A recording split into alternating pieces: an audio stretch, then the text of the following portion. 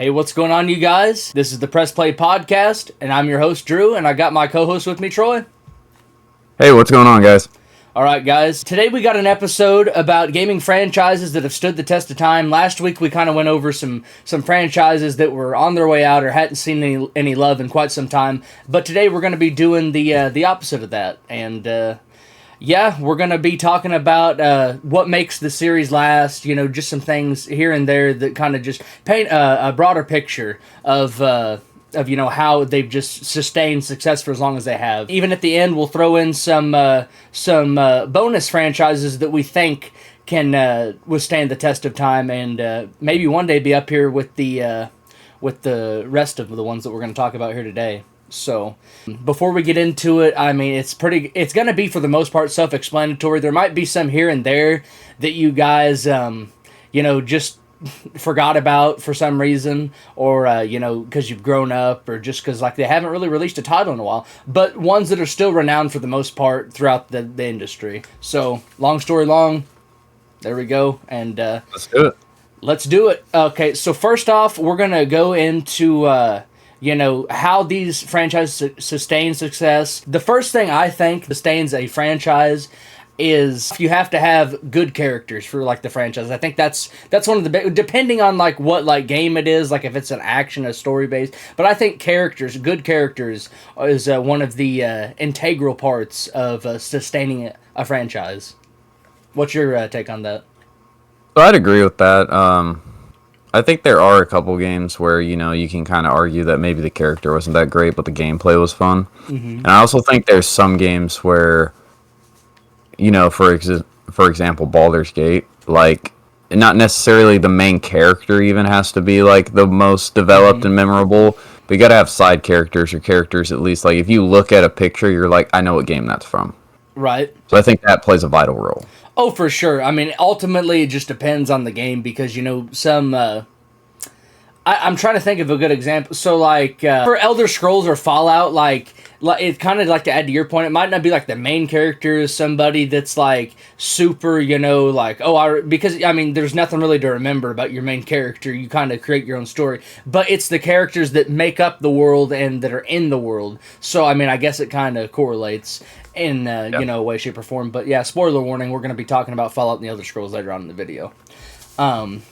But with characters that are, renowned and characters that have good development that are fun to interact with, I would say, another important aspect is, just keeping what made the game the same throughout the whole way. Sure, there might be some reinvention here and there and change some things up, but you got to keep, integral what made the game popular to begin with. You gotta keep that as one of the main things of the franchise. Yeah, hands down. But there, like you said, sometimes innovation's really good. But there's some times where it's why would this isn't what this game franchise is. We're looking at Assassin's Creed. Yeah, I was gonna say Assassin's Creed's a good one.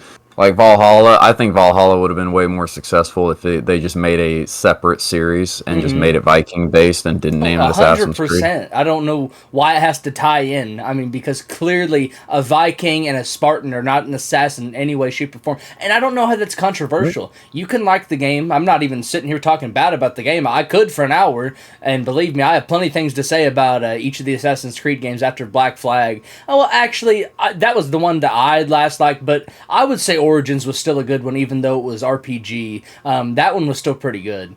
But yeah, not even talking about the games in specific, but that's kind of the thing, because sure, the games might sell okay or do, decent-ish, but you're not having everybody in the same boat like you used to, where Assassin's Creed game came out and everybody was on board. Either you liked it or you didn't, but there was really nobody in the middle. And today I feel like there's so many people in the middle, considering myself, because I just don't know how you're going to make an Assassin's Creed game and have it not be an assassin-based game. You could say it based in the world of Assassin's Creed, an RPG about, whatever, or just come up with some new title. I don't know. because they really don't even use anything from the Assassin's Creed franchise. Like, they don't have the Apple of Eden anymore. They don't really, they throw in the Animus here and there, but that's the only thing that even would make it in the world of the Assassin's Creed. Like, Literally, it was just that Vikings were cool at the time. That's literally what it was, and it's like I said, they're just trying to fit whatever's hip at the time, which I get. Don't get me wrong, that's a good idea, but I mean, you have to be smart about it. And personally, I think Valhalla. I mean, I kind of get Odyssey because it does fit with like kind of their stuff, but I don't know. I feel like Odyssey was pretty good, and then after that, it just declined rapidly. Well, I would say it was okay for an RPG because the combat was meh, but the game overall was kind of cool because you really haven't got to play as a Spartan in any game that I can remember. So that was the one, take-home thing about Rome. it. Yeah, Rise Son of Rome. No, that was Rome. That wasn't a Spartan though. Yeah, you were in the Roman Coliseum. Shout out to Xbox though. That's a franchise we should have talked about last week that I never talked about. So Rise Son of Rome deserves some love. I really loved that game. That's the last Xbox exclusive that even comes to my mind that I actually thoroughly enjoyed. Man, it's just a shame. But I wish we would have talked about that last week. But yeah, there's going to be a plethora of games we get into. I'm sure that we have our gripes about. And Assassin's Creed is probably, in my opinion, the biggest one. Just because it used to be one of my favorite franchises, in my top 3 for sure. I don't know about Troy. I mean, I know he's played it here and there. He never seemed like he was the biggest fan. I'm not going to speak for him. But it was one of my favorites until they changed to RPG style. I didn't have anything against the game. I just personally, I don't know. It was Black Flag. I thought was really fun, but I mean, I wasn't super into like history back then, at least Roman history or like things like that. History. So yeah, so I mean now, like if they remastered them, I'd probably play them and try them. I mean, well, I know they have the collection, but yeah, I don't know. There's so much stuff I'm trying to play right now that I need to just beat a couple of them and then go back and play some of the classics. But I'm right there with you. And speaking of what we've been playing recently, a little off topic, but shout out to the first Berserker. That game, man, I'm having a lot of fun playing that. I thought it looked cool, but we kind of have that nowadays where something looks cool in the trailer, the pictures, or the demo, and then we get into actual meat and potatoes of the game, and then it just falls off. But for me, this is a game I'm very pleasantly surprised with. But I can't remember the last time I had thoroughly, genuinely been excited and ready to come home and play a game. Aside from this one, at least, last one I can remember is Elden Ring. So that says something to me. Yeah, I'm having a lot of fun with it. I just need to get used to the dodging and stuff a bit better. But no, I mean, it has potential to be like one of the best Soulsborne games. Oh, for sure. And we can, getting a little bit off topic, so we can let that sit where it may. But definitely, if you guys are looking for a new game to pick up, it has a thumbs up for me. Same. Okay, so kind of going back to, what makes a franchise, stay alive, you got to target the right audience. That is another thing.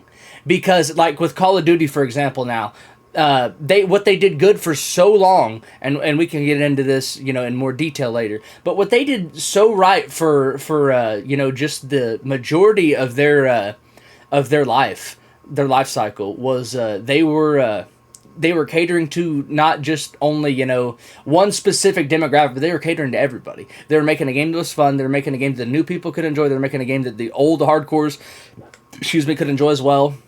And it's not just like, how they're picking and choosing now. And that's what has made them, so successful. Like, as we'll dig into later, that is one of the real, foundations and pillars of what has kept that franchise going. Not so much anymore, though. I mean, as the numbers keep coming out, it just keeps looking worse and worse for them. And I can't say that I'm excited about it, but I'd be lying if I said at least a part of me wasn't, because I could see this coming for the last 6-7 years. Everybody else was like, "Oh, next year's gonna be the one, man. Next year, man. This year might not be that good because they didn't have that as much time. Which they've had more time now in between games than they ever have, in between the old ones. The old ones were 2 years. Now it's 3, and the quality has gone down even further. So make that make sense. It doesn't. Long story short, it doesn't. It doesn't, but I mean, I think the big problem too was a lot of gaming studios tried to get political, and the one thing is most of the time people that play games don't want to think about politics or they don't care to, like when you play games you want to relax. You don't want to deal with politics. Oh, So I agree with that 110%. I play games to get away from that stuff. Sure, there yeah, might be political like things in certain games, but you're gonna have that. But when we mean politics, I can't speak for Troy, but when I'm talking about politics, I'm not talking about like real life stuff. Like there can be political elements in a game, like conspiring to overthrow somebody, but that's different. That's yeah. artificial politics. It's not real life politics, and there's definitely a distinction. No, yeah, I mainly mean like fitting character backstories, No, fitting I know what like you mean. You're talking yeah, about now. Yeah, yeah, yeah. yeah. Which it's totally fine if games include politics, like hands down. But it's when the whole game is designed based on real world politics where I'm like, Yeah. why? People don't like at least I don't. I mean, I don't know, maybe someone out there does. I love to meet them. There's But people that do. I wouldn't. There's people there's people that do, and it's just like, what are you looking for? Like, if you're looking for yourself to be represented in a game, then in my opinion, you aren't a true gamer because I can't speak of how you should game. I guess everybody has the right to game how they want, but in my opinion, that's not a true gamer because a true gamer plays whatever like is presented to them, and they can relate to it. Moving on. So what keeps the franchise alive? We already kind of went over some of the things. The characters, the world. I think another thing is reinvention. So, like, for example, we'll take God of War, and it's kind of teetering, after the most recent game, but we can give it another game too, because it's not like the franchise is dying. It's not like, but just in my opinion, it kind of took a step down. But again, I don't think yeah. that's even public perception. I think that's just mine and just a couple other people's thing. But you can see. I mean, it's going through changes. Yeah, yeah. But I mean, change can be good and change can be bad. But we'll just take 28 in a vacuum. 2018 God of War from God of War. I don't remember what the last one was before that. Was it Ascension? Was it? Yeah. I don't remember which one it was. I think Ascension was like a DLC. It was a kind of DLC Yeah. or like a spinoff, something like that. But was it? I don't even know if that was the last one. I think that was the last one. It was. It went God of War 3, then Ascension. Yeah. Okay, but after that, it was like, they just canned it, which is so weird because the God of War series has always been, super popular, super renowned. It's one of my favorite franchises. I love it. Absolutely love it. And they made new gameplay. They brought the camera a little bit closer. They made it a little more personal, I guess you could say.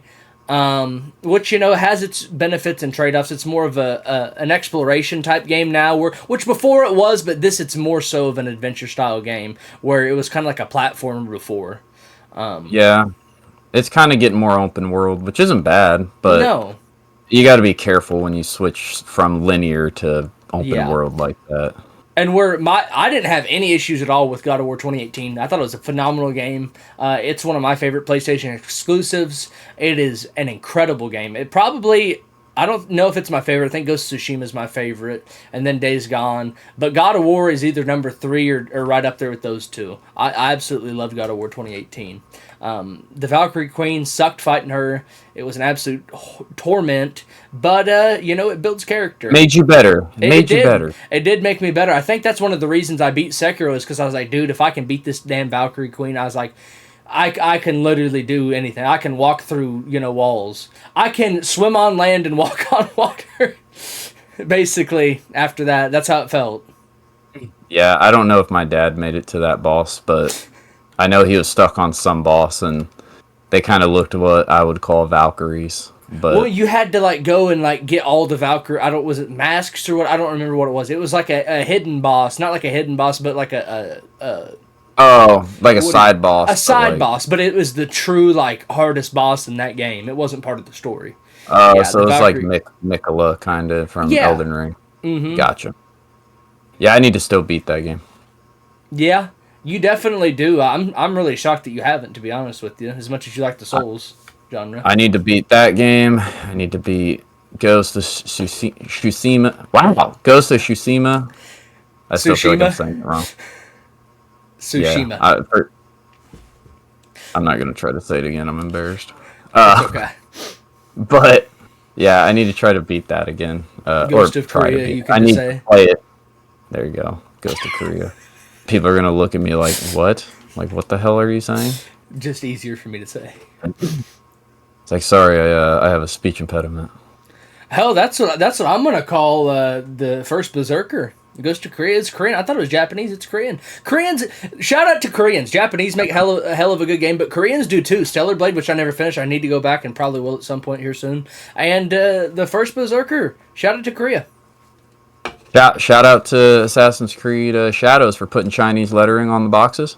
Oh yeah, they put the Chinese symbolism on the was it the collectors or something? I don't remember what it was. There's all and that's part of the thing, because they chastise you and say, oh, it's never been part of history. Oh, this, that, and the third. But then they advertise it as just something completely different. You can tell that they don't care, because anybody with any kind of knowledge, like, you should have some actual, like, Japanese, historians or whatever, like, looking over all your stuff and making sure it lines up. It might not have to be 100% correct, but at least have it, like, have the dignity to be actually Japanese and not Chinese. Like, my God, like... I feel like that's a simple check you could make. Like, it's not like you have to go above and beyond to figure that out. No. But maybe we're asking too much. You're always asking too much. Anytime you ask for anything more than just signing the check or just giving them the $70, $80 and then spending the microtransactions, anything more than that, you're asking too much of them. God forbid. Not wrong. God forbid there's no season pass, which, I'm fine. Personally, I know some people don't like it. I'm fine with the season pass as long as they're giving you quality. I am fine with paying $100. Sure. I paid $80 for the deluxe edition for the first Berserker. I feel like I have earned every penny's worth. I'm only like 12 hours into the game. I feel like it's worth every penny. And I know I'm going to play through it more than once because I'm going to platinum the game. So I'm going to have to play through. I don't know how many endings there are. I know there's more than one. So I'm going to have to probably play through it multiple times. And, I mean, that's the thing. It depends on what type of game, but a game like Assassin's Creed, unless it's like one of the story-based ones, really doesn't have a lot of replayability, because you're just sitting there and just grinding for so long that it really takes all the heart and soul out. We need to move on. It's just going to be an Assassin's Creed episode if we don't move on. And we can get in to the gameplay. Gameplay is a very integral part of a franchise. Yeah. If your game sucks to play, no one's going to play it. Yeah, but like we were talking about God of War, they kept the gameplay not the same. They reinvented it, but it was in the same realm. Like, you're still, like, feeling like Kratos. You're still feeling like a badass, even though you don't have the Blades of Chaos. Well, you do, which you do eventually get. Spoiler alert, which, if you don't know that, then you might as well just... Thanks. You're welcome. I didn't know that. I'm sure you didn't. And, I actually didn't. Play the damn game! I don't know why this is my fault. No one got time like Drew time. I'm sorry a game that came out in 2018 couldn't make it into your 2025 playlist. I'm sorry that you've just been so busy throughout all these years you couldn't make set aside probably 20 hours to play through God of War. My bad. I'm sorry. Well, thanks. I appreciate that, man. No problem. But before I was so rudely interrupted, I was talking about gameplay. And Assassin's Creed, God of War, not Assassin's Creed, not Assassin's Creed. I'm just gonna put an X on the screen. Not Assassin's Creed. Now you're comparing them. I'm just gonna have this episode just be me crying for an hour. First live stream, just crying. Literally. But yeah, we got the gameplay. So they changed it up, but they kept it relatively the same. They just expanded. It gave you some more moves, gave you some more skills, and modernized it. So it's not night and day different, but it's different enough to where it feels like you're getting a taste of something different, but they kept it within the same ballpark. So no need to keep on going on, and elaborating any further on that, unless you have something to add. No, I mean, it comes down to it's basic. If your gameplay sucks, no one's gonna play it.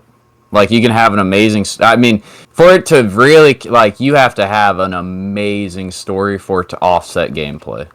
And I don't know too many games that you could argue have a great story but a terrible gameplay. It's usually hand in hand. Yeah, there's no game, well, very few games I can think of that come to mind whenever you talk about horrendous gameplay and a really good story. I mean, I think the closest thing that comes to mind is Telltale games. But, I mean, even the gameplay itself, you know what it's going to be before you're getting the game. And it's really not, those games aren't based around gameplay, so you can get around it. It's like one big cutscene, pretty much, you know. I mean, you can choose. yeah. It'd be like buying Until Dawn and being like, yeah, I hope the gameplay's good. And it's like, it's literally a decision making. Like, if you expect that, that's on you. Yeah. Can't fix that. No, you can't. Yeah, we got the gameplay out of the way. Next topic, community. Well, not next topic, but the next bullet point. Community and nostalgia. So you got to have a good community, you know, around these games, adding some, you know, nostalgic things. So like just what we were saying, God of War, they brought back the Blades of Chaos, so you're still keeping it like what made it him, but you're bringing that back and giving us something like halfway through the game you get the Blades of Chaos. He brings them back out again, he puts the blades back on, he ties them, you know. That's just one aspect, but they need to keep the world relatively, you know, they can change it up here and there, but keep it the same, and then make sure that you're keeping the people who made the game what it is in the first place a success. Make sure you're keeping them happy and keeping them well fed in the regards of like the stuff that you're adding in the game. Because it's okay if you want to go out and target a new audience, but just know that the people that made it what it was probably not going to take too kindly to that most of the time. No, I think a great community is actually like one of the best things you can have for gaming. I actually got a book recently. So I'm a big Souls fan. So this guy on YouTube, he talks about the lore and everything. It's the Abyssal Archives. And inside, the guy created, like, he goes through, like, the lore, all the, like, I mean, everything about the characters.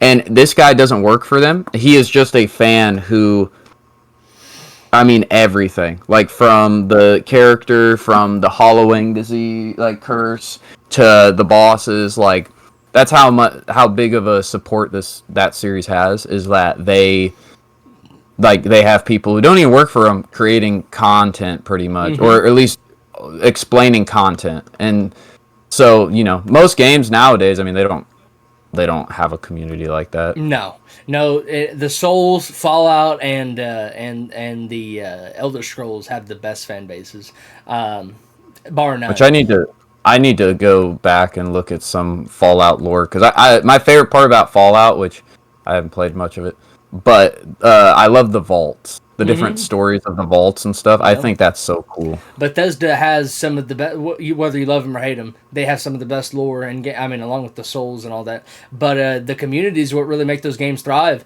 because yeah, Skyrim's awesome, yeah, Oblivion's awesome, yeah, Morrowind's awesome. They were all awesome at the time, but those games would not have the legs that they have today without the modding support and the community behind them, because people are still playing Skyrim. Oblivion, we're getting Oblivion remake, I don't know when, but it's going to be sometime this year, rumored to be in April.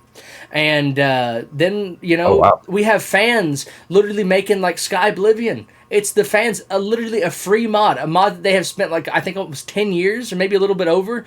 They're rebuilding the entire game of Oblivion in the Skyrim engine. Where else do you have that? You don't have that in anything besides the Elder Scrolls, besides Fallout.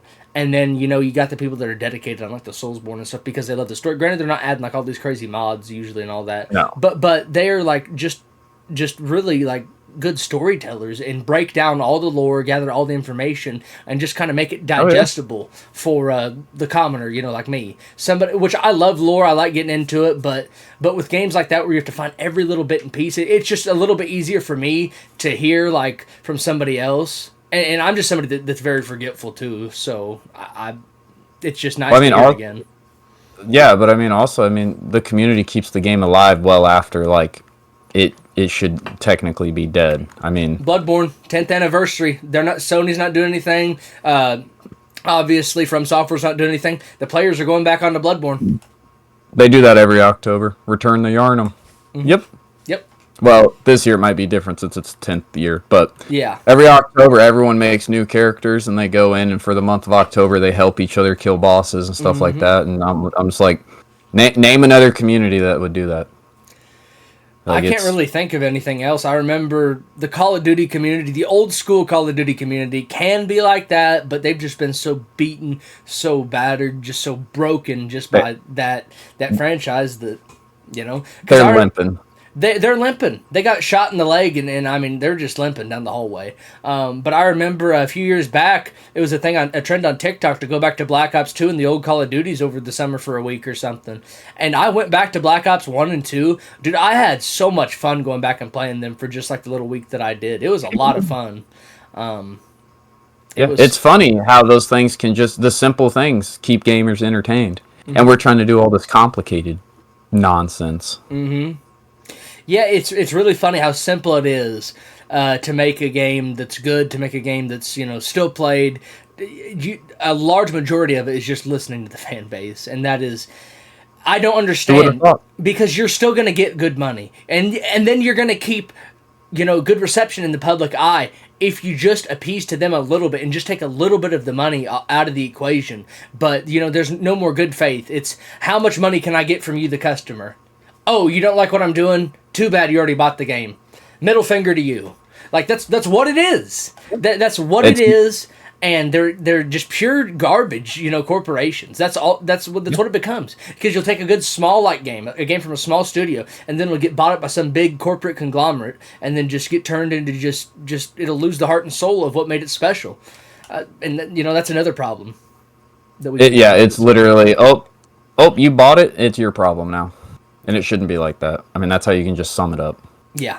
So we went over all the ifs, ands, and the buts, all the things that make up what a good gaming franchise is. And my God, I think it's taken us a while to do that. So there's going to be some hardcore editing on my part. But we finally got through it. And now we can start naming off. We've already named off some of them, but we'll name off the big ones. And, what better way to start off than by... not my GOAT, but I think it's probably safe to say this is the GOAT. This is the OG. This is the pinnacle of the gaming franchise is Mario. That's kind of what made it gaming popular. Mario's a good one.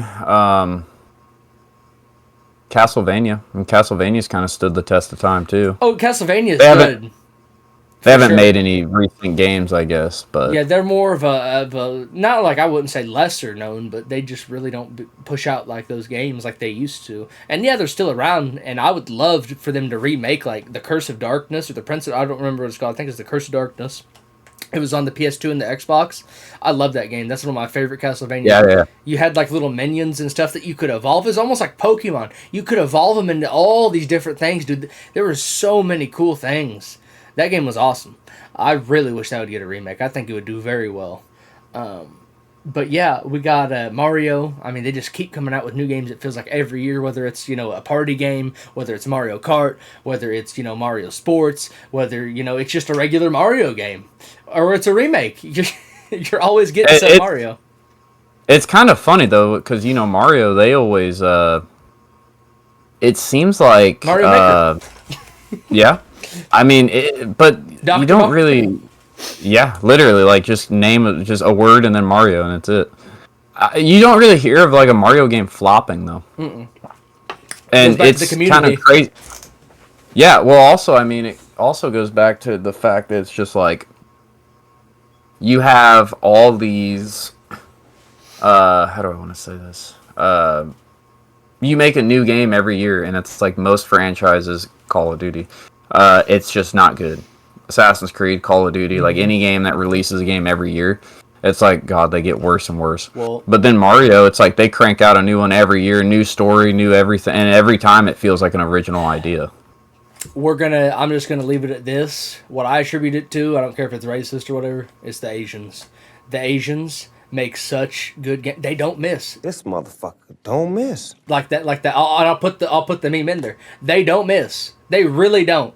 Like literally, when the gaming industry, like over the last few years, has just crumbled, I always look for the Asian developers. They have been saving us through these just crises because they don't do the politics. They don't do the BS. They just make a good game. They make a fun game, and you can't make a politically divided game if you don't put the political bullcrap in it.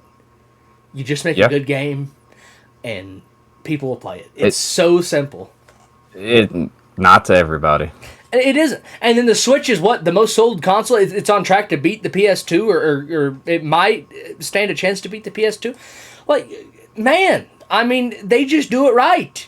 And it's not like the Switch is some marvel. I mean, it literally is 1080p. Just, I mean, the Mario and like it's very simple. It's very simple. So, like, I mean, come on, people. Like, it's not rocket surgery, as Troy likes to say. Yep, good old rocket surgery. I mean, I think it probably won't be the most sold, the most sold one because the Switch 2 is coming out this year. So, but it definitely, I mean, it is a simple game system. You literally put it in a dock if you want to play it on your TV, or you pick it up so you can play it in your hand. And it's literally simple, and it's rivaling like whole consoles that you put on your TV stand, desk, like all that. And it's just like, yeah, it's just and it's crazy when it's like essentially the same price as an Xbox Series S. Oh, so yeah. that just goes to show you, like, even if you can play the bigger and better things, that's not what people want. That's not what they care about. They still want the exclusives, or they just want, you know, the accessibility and convenience of having a handheld, which personally that doesn't really appeal to me. I have a Steam Deck. I prefer the Steam Deck 10 times out of 10 over the Switch, but I'm still going to give the Switch its props because, and its flowers, it deserves it, because that's what people like. And just because, like, it's not my favorite thing doesn't mean I can't appreciate the greatness of it. my only gripe with the Switch and the Mario games is that the Mario games like never go on sale. They like don't. if a Mario game came out 20 years ago, well, that's excessive. If a Mario game came out like 5 years ago, it's not going on sale. No, like I think I full just price. recently, like within the last 2 years, have been seeing like Odyssey on sale, and that game was like a launch title for the Switch, or like very close to it. I think Mario Day, like March 10th, every year they do sales, but it's like 10%. Yeah, So but that just goes to show the demand. If the demand's there, people are going to buy it. Oh, I mean, hands down, like that's when people buy a Switch, they're going to get a Mario game. So there's no reason business-wise to lower the price. I mean, can you imagine if Mario games were like $20? Oh I wish. Dude, I would be picking them up left and right, even though I probably wouldn't play them. But you know, still Mario, it's just a good franchise. Moving on from Mario, I mean, they've done so many things right. We went over that we haven't even talked about the gameplay, and I'm not really going to go over that because I don't really play Mario games. But I know they're fun, I know they're addictive, and I know they keep the roots of what makes Mario. And they listen to the players, they know how to make a good game, and that's that. Moving on to The Legend of Zelda, again, I don't think I've really ever played a Zelda game for more than like an hour. I think the one on the Wii, the one where he turned into the werewolf, I played that one for a while. I got pretty far on that one. But I have never, I don't think, played any of the other ones. Like, I have Breath of the Wild, but I haven't played it. It just, I haven't played one through. It's not for me, because I would much rather play The Witcher, I would much rather play Elder Scrolls, I'd much rather play a Souls-like game, a Soulsborne game, instead of Zelda. Not taking anything away from it, it's just, that's kind of what you're going to hear from me when we're referring to a Nintendo game. It's just not really for me. But again, I still appreciate the greatness, and I'm not taking anything away from it, because it's an amazing franchise. Obviously, it still sells very good, and people say Breath of the Wild is one of the best games ever made. So, again, they don't miss. It's good. It's just, how do I want to explain this? It's like one of those games where unless you grew up playing them, it doesn't mean as much to us as it would to someone who grew up playing them. Mm-hmm. You know, because I didn't play Zelda growing up. I played like one, I think, on the Game Boy. Well, even then, when I was a kid, I wasn't as invested in it. Yeah, so that's why, you know, there's some other games where like I can't think of the name, but like there's a couple games where people were like, if you grew up playing this as a kid, like Sly Cooper. Sly Cooper, to me, playing the like re-release of them, I enjoyed. But I imagine if you take like a 13-year-old and let them play it, they probably wouldn't like it. Yeah, I don't know. But it would be interesting to see, because it's just different time, different era, I guess. Kind of like me with Ratchet and Clank. I loved playing those when I was a kid. And if I don't know why they haven't remade those. Those would go over so well. I want them to remake Tools of Destruction. I loved Dude, that game. oh my I lord. played that game so much. Me too. I remember one of my favorite weapons of all time in any video game. It was the tornado gun, where That you was could my favorite. control the tornado gun with the thumbstick. Dude, it was so Yep. cool. Oh my gosh, that game was so good. I love the tornado gun. I forget the other weapon. I think there was like a goo gun, Yeah, there was stuff like that. so much stuff, dude. Yeah, they had like 12 guns, and I was Mm-hmm. like, dude, I. But too bad. Yep. They released that. They released that one like I think when the PS5 came out, and then Yeah, they've they been came out silent with ever new since. games. They came out with there was a movie game in like the PS4, which was pretty good, and then there was the I forgot what it's called. There's the new one, and you could, It's the something Rift Rift Apart or Apart. something like that. Yeah, Yeah, which I've played a little bit. It's good. I need to go back and beat it. I don't know why. I think games have come out and it's just kind of like but I keep forgetting about that because I didn't buy it because it's with the person I game share with. And I need to go I back and forget play that. about it. Yeah, I forget about it till I look at my library, and then I'm like, oh yeah, that's right. Ratchet and Clank made a new game. I don't know if it's good or not. I literally have heard nothing Oh, about that I've game. played it. It seems pretty fun. I just, yeah, like I said, I forget about it. But yeah, um, another Nintendo title. They just like I said, they're the pinnacle. Pokemon. You know, They need Pokemon. to, yeah, Do what? they need to figure their stuff out too. Well, they do need to figure their stuff out, but it is still a legend Oh, the a hundred aspect of percent. just of games that have stood the test of time because you think about it when it came out. I don't know if it was the '90s, the early '90s, I think when it came out. I think 98 was the first one. 96 or I thought it 98. I was a think it little was bit before 98. that, but it was in the '90s. And yeah, was Digimon first or did Digimon copy it? I don't know. I have no idea what came first, the chicken or the egg. I don't know, but I think Pokemon, but I think It was one of those where like Digimon was pretty close. So it was kind of like I think both of them were making a story, and then it just so happened they both came out at the same time. yeah, I have no idea. I've never looked I into don't it. either. I've never really cared about Digimon. I've liked Pokemon, especially the old ones. I used to be really into when I was a kid. But after like the 2006, 7, like 8 era, I've kind of just after like Diamond and Pearl, I kind of have disassociated myself with Pokemon because that was just what I liked. Yeah. And I understand why they keep making new Pokemon and new stuff. But for me, when I've come to all these Pokemon and enjoy them, I want to stick to those Pokemon and not have it be something new. Which I mean, it makes sense for the generation now why they're doing it new and all that. But that's just Oh for yeah. me something that I'm not really as into. So if they remade the ones with the old Pokemon and the ones that I'm familiar with and know and enjoy, I would love to go and play a Pokemon remaster. It would be great. Like the Ruby's my favorite. I'd love to go back and play that.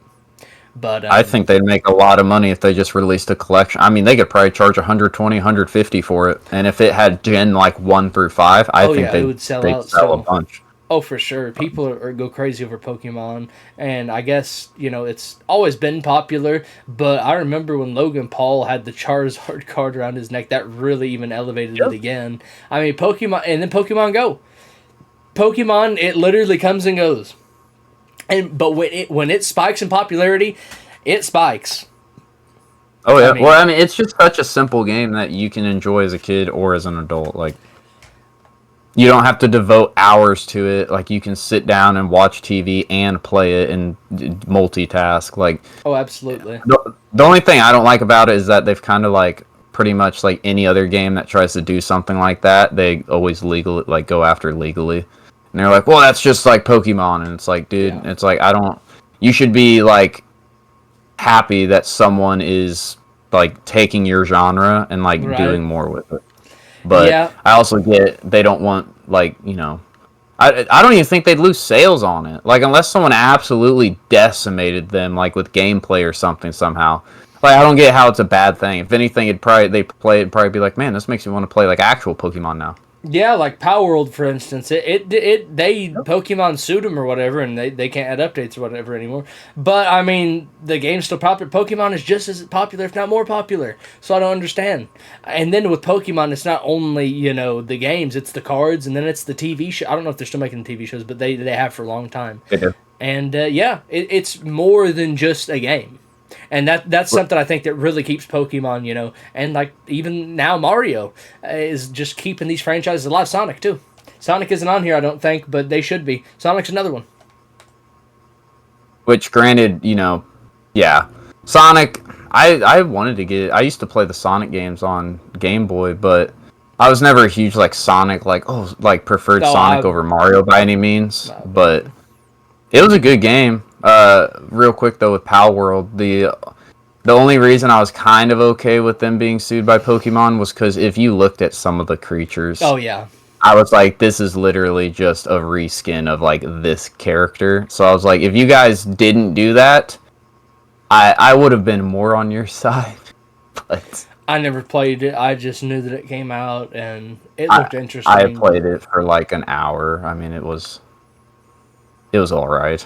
It wasn't. Some people were like, "Oh, this is the next best thing," and I was like, I mean, it's fun, but I was like, it's not I'm not gonna dedicate all my time to it. No, and I think mainly why I was interested is just because there was nothing to play at that time. I mean, it came out when there was nothing. Yeah. So and also it was only $30 too. So what wasn't it on Game Pass? Yeah, Xbox it was free. Yeah. Which is also why I gave it a shot, because I was like, well, it's free. I really don't have a reason not to do it. All right, now we're gonna. This is at least in the modern day. This is one of the kings in the castle. GTA. Now we went over this ad nauseum, so we don't have to, beat ourselves over the head. If you guys want to see our whole in-depth analysis of GTA, I'm sure it'll be in the calling card, call it whatever you want to call it, after the. You know what I'm talking about. It'll be in the card at the end of the episode. Yeah, Black Ops. And hell, I'll even throw it in the description if you guys want to see. But it's our most recent episode. And we go over all the gaming franchises that are kind of at a stalemate. But we talk about GTA and what has made that so successful when we go into our talking about GTA. And it has a lot to do with their online, long story short. GTA 6, is going to be the most anticipated game of all time. Bar none. People have been talking about it, ever since GTA 5 was a year old. It's oh, I can't wait for GTA 6, man. This game's great. So that's all we've heard for just going on, 10 years, 10, 12 years at this point. Yeah, I mean, I also think it comes back to community. I mean, that community has been playing that game since, 2011? Mm-hmm. I mean, it's not, at least for me, it's not the most exciting thing. It's not every day I was oh, I'm getting on GTA, but I would download it and put maybe a couple weeks into it and play with friends. But I would too. I mean, if they do, it's going to be interesting to see, because I'm GTA 5 already has the heists and all that. I don't know if GTA 6 will open up with all that. So I could see them being upset and being oh, well, there's nothing to do at open. And it's all right, there's nothing to do in GTA 5 when the game first came out. Well, I think there's going to have to be some stuff to do. Will it even launch with multiplayer? That's another question. I don't know. Oh, that's true, because Red Dead didn't, right? Red Dead didn't. It was a while. But I think with GTA, I think they would be... in my opinion, they'd be stupid if they didn't launch with the multiplayer. I mean, or at least within the week have it come out. That's what makes GTA. Because for me, I don't, to be honest with you, I don't even think I'm going to buy the game until the multiplayer comes out. So, because I'm not saying the stories are bad. I've never played any of the GTA stories, and I don't really care to. I'm not big on those, those kind of open world games where it's just in some city and you have to, I don't know, it just doesn't really appeal to me. Cyberpunk's really the only one that I enjoyed that was like that. I really liked Cyberpunk, but it's a lot more in depth than GTA in the sense of story and the sense of RPG ability and stuff like that. So that's why I like that a lot more. GTA, I've just never really been too big on the stories. Not saying they're bad, it just hasn't been for me. But we went over all this last week, so you guys can check that out. And this was just long story short of that. And also, one that we talked about ad nauseum the week prior to that was Call of Duty. And that is our next topic. So it's just hilarious. We've already talked about all these, but it just goes to show, they're still relevant today. So that's why we're still talking about it. And again, we're not going to make this an hour discussion about this. Call of Duty. It's the king of the castle still in the FPS genre. At least for the time being. Granted, it's not looking so good now. It's kind of teetering, on there. But there's really nothing to challenge him. That's the biggest thing of why Call of Duty has stayed on top, because there's been Battlefield, but Battlefield's never gotten up to the same level. It's always just been like right here. Like it's never. Yeah, well, now they have a chance. They have a chance now, but they're going to have to do everything perfect. And even at the end of the day, it's not going to. I think even if they do everything right, personally, I don't think it'll overtake Call of Duty, just because the people that like Call of Duty are so much more casual than the people that like Battlefield. At least in my opinion. You do have casuals that play Battlefield, but it's never been the same as like Call of Duty. Which if it's like amazing and it is the talk of the town and every single body's talking about it, every single person's playing it, then maybe I could be pleasantly surprised, but I just don't see a world in which Battlefield will ever overtake Call of Duty.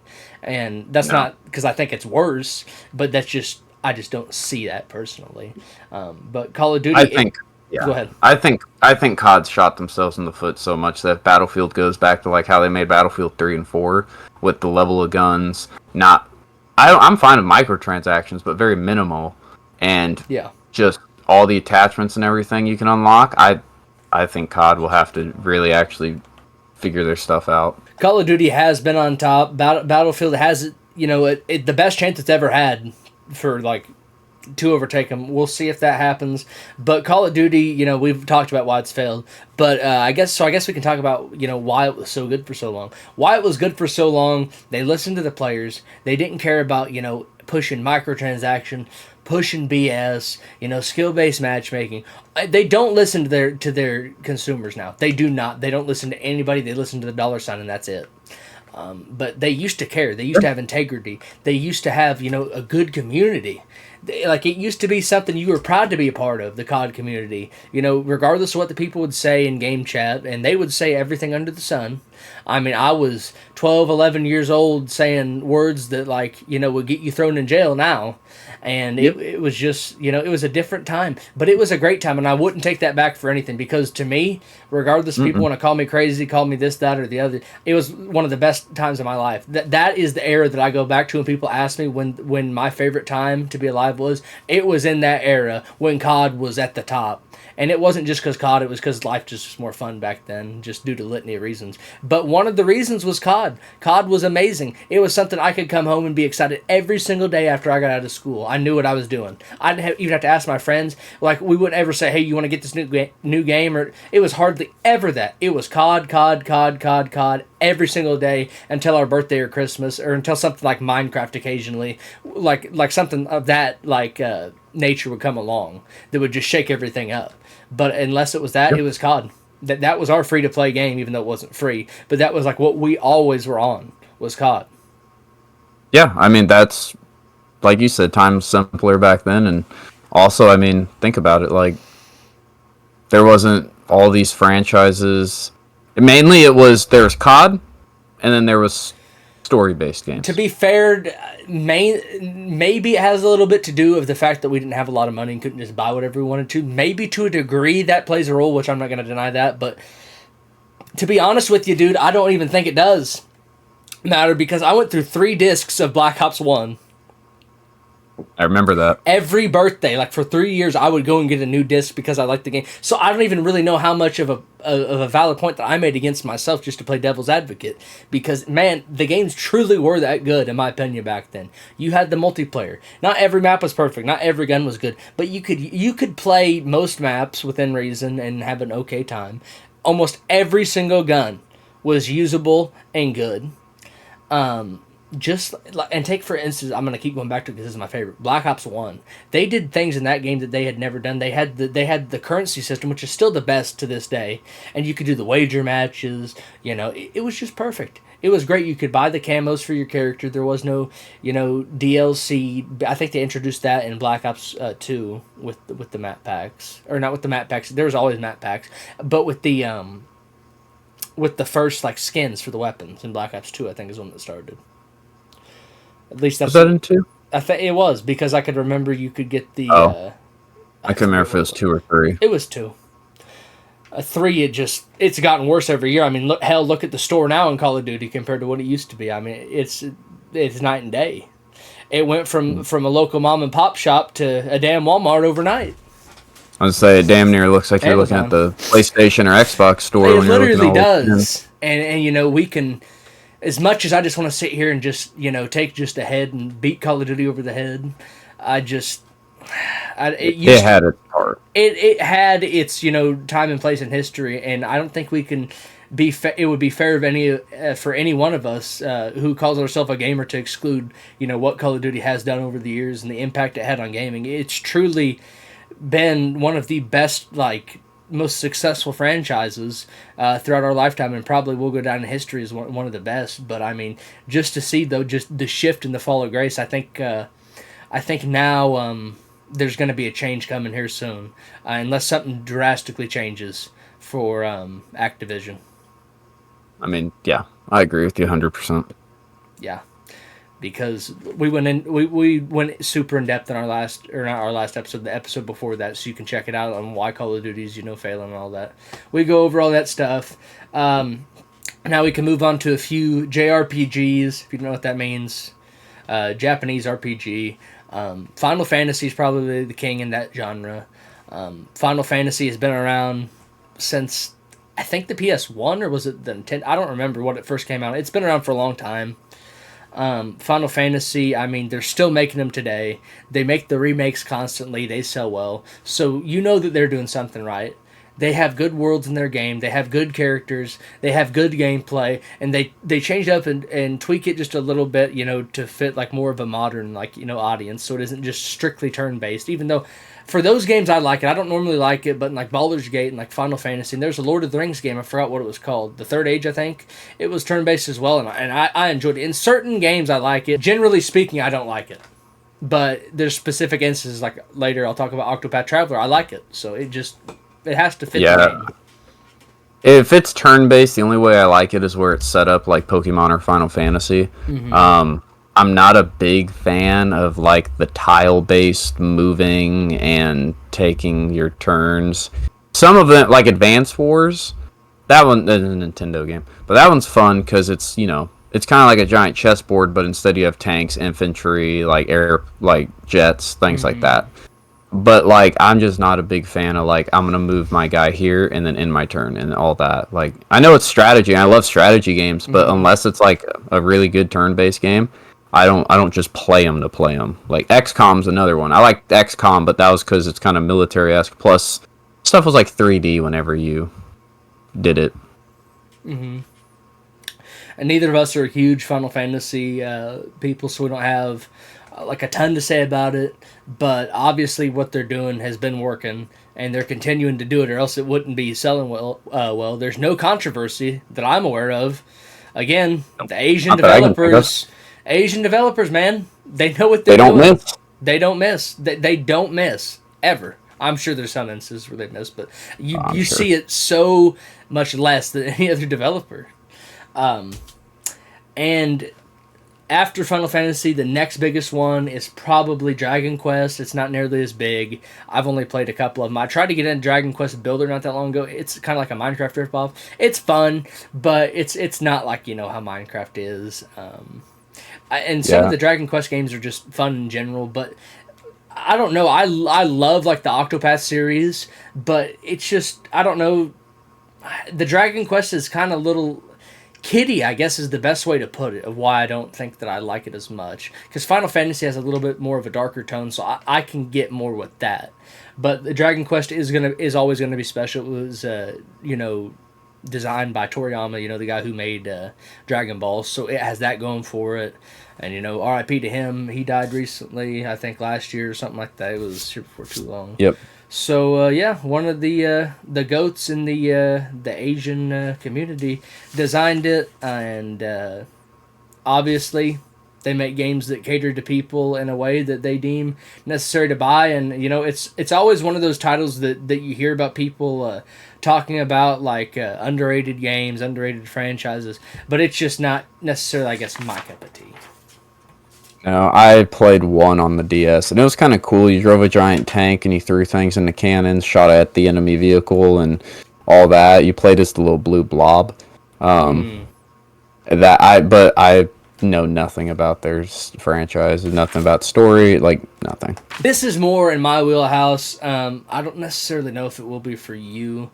These are some action adventure games. This is like where like a bulk of my time in gaming is spent. So started off with the Resident Evil series. I like Resident Evil. I Those are good games. love Resident Evil. One of my favorite franchises, in my top 3 favorite franchises of all time. Absolutely love it. Almost every game they make is spectacular. It has a good atmosphere, good gameplay. They listen to community. Again, Capcom makes it, so a good development team. They revamped it, revitalized it when they from Resident Evil 6 to 7. I absolutely love how they redid it. I like the first person aspect. I know it's not everybody's favorite. I like the more horror focused aspect of it to make it actually scary. Because granted, it might have been 7 was scary. 7, in my opinion, it is the scariest. Like Village is scary to a degree, but nothing is more scarier than Biohazard.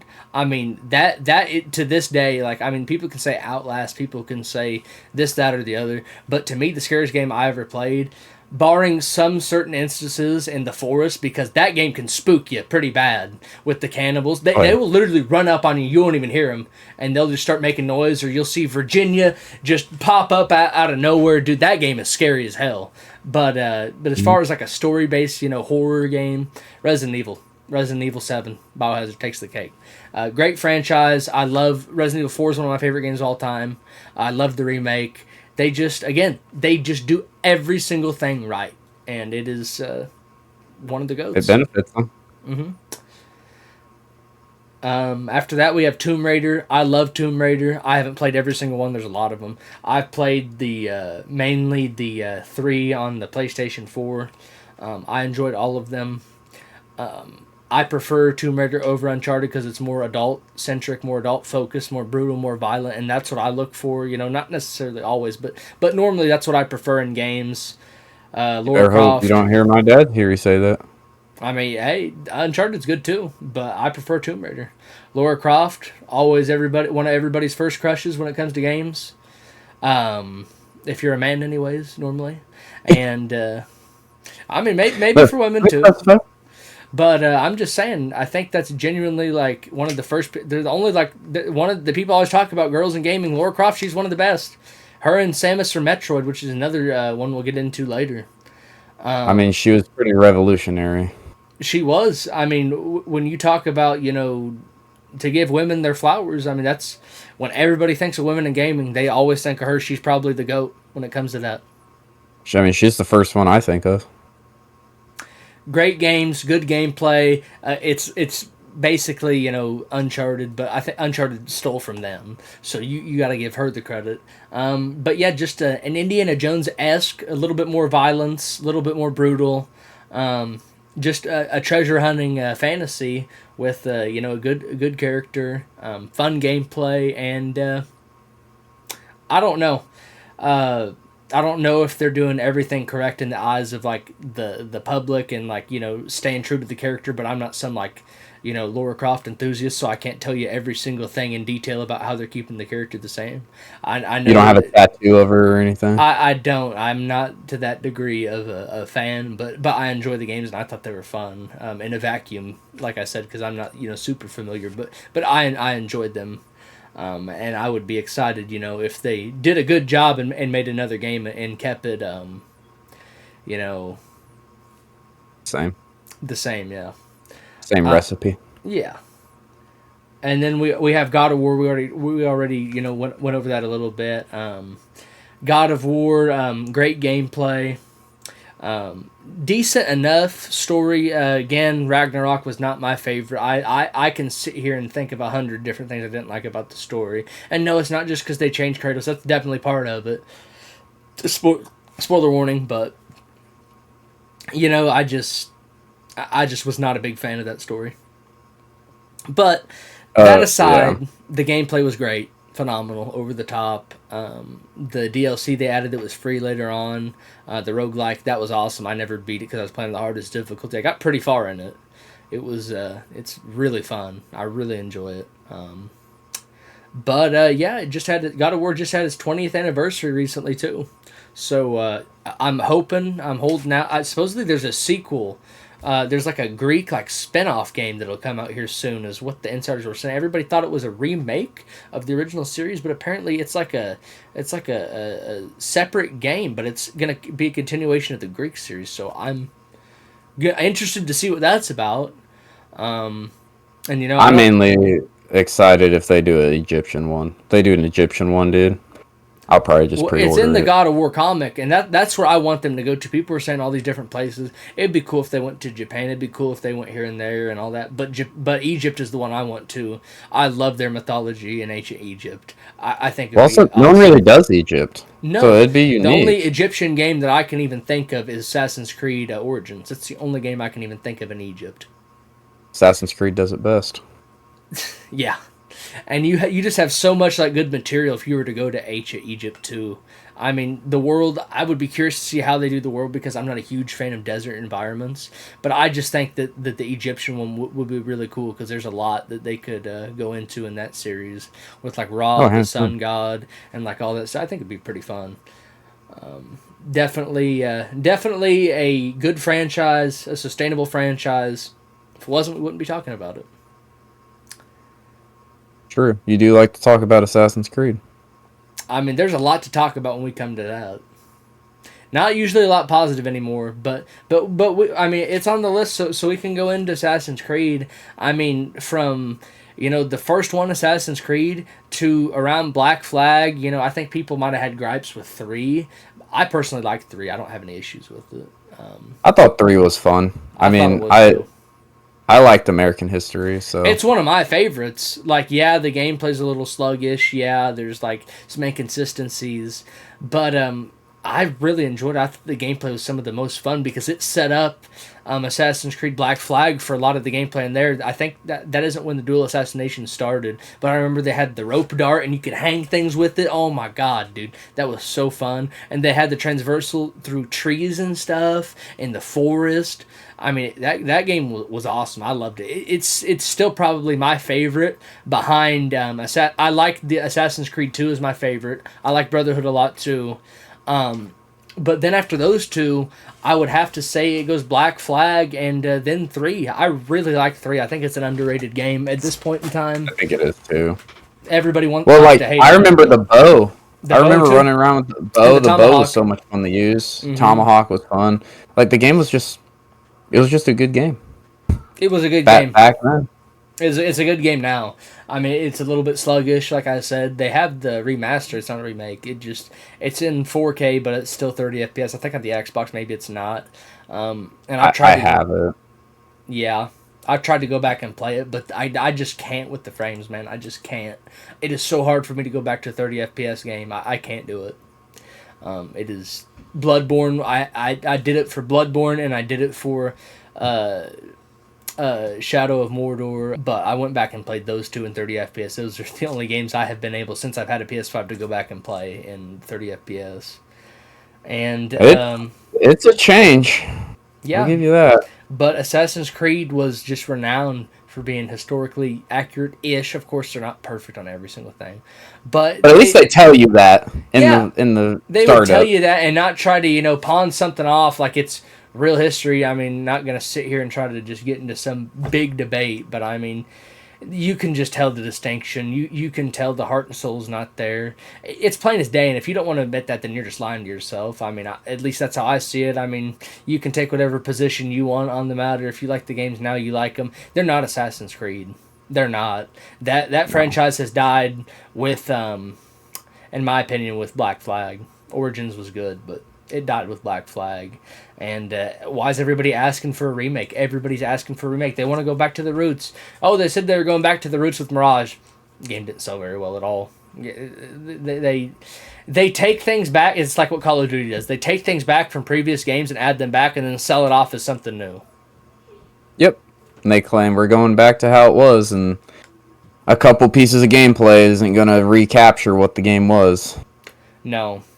And Maybe again, to them it dude, does. I'm just sick of talking about the damn thing because I loved Assassin's Creed. It was one of my favorites, but I'm just so sick of talking about it at this point. I don't mind talking about Call of Duty. I don't know why. I just freaking hate talking about Assassin's Creed now. It just has such a sour taste in my mouth It's like because putting your dog down, man. it really is. It's like killing a family member, dude. It's like, well, like it just doesn't feel right at all. Not that I know from experience or anything, but it just I can imagine like it just wouldn't be like something that you would want to do. Like you just don't like talking about it. You don't want to think about it. It's just ugh. Moving on to something that I'm optimistic about, but I don't know. I'm kind of scared based off their track record. Elder Scrolls and Fallout. But again, both some of the best franchises in gaming history ever since their inception.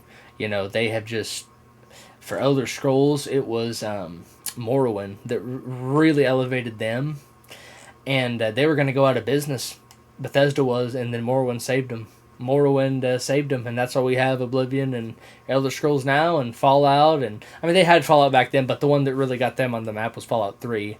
And then with New Vegas, and I mean 4 did well, even though I don't like that one near as much as the previous two.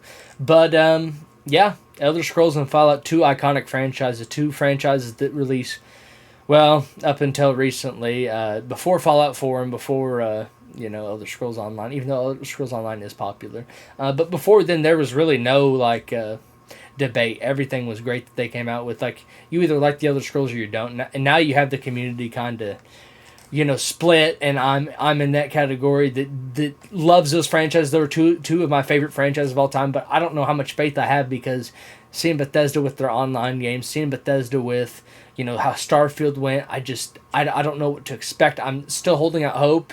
But man, I just think a lot of their heart and soul has been lost too, because you just look at a game like Starfield, and how can you think that they're going to come out with something good based off their track record of what they came out with for Starfield? Like, I didn't even design the game, but I can sit here and tell you when you have all those different planets that it's not going to go over well because you're throwing resources into that when you could just make like, I don't know, 5 planets, 4 planets, 10 or under Yeah. planets for sure, if you want to go max 10.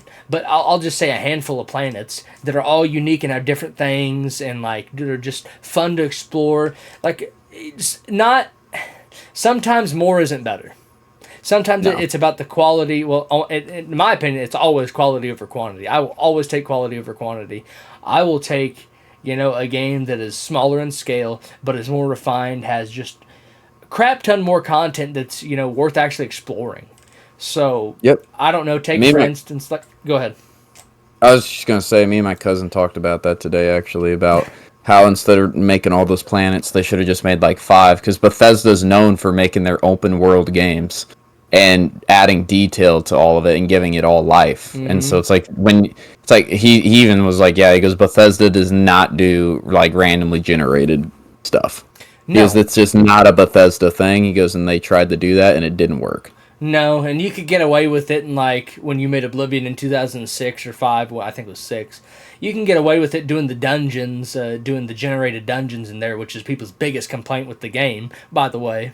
And what the Skyblivion team is trying to fix to make each dungeon unique, because that was the biggest thing about that game, besides the wavy little combat with the sword, was the dungeons, and they were all like the same because they were like just procedurally generated. And they're doing whole planets based off that system. So it's like, what do you expect?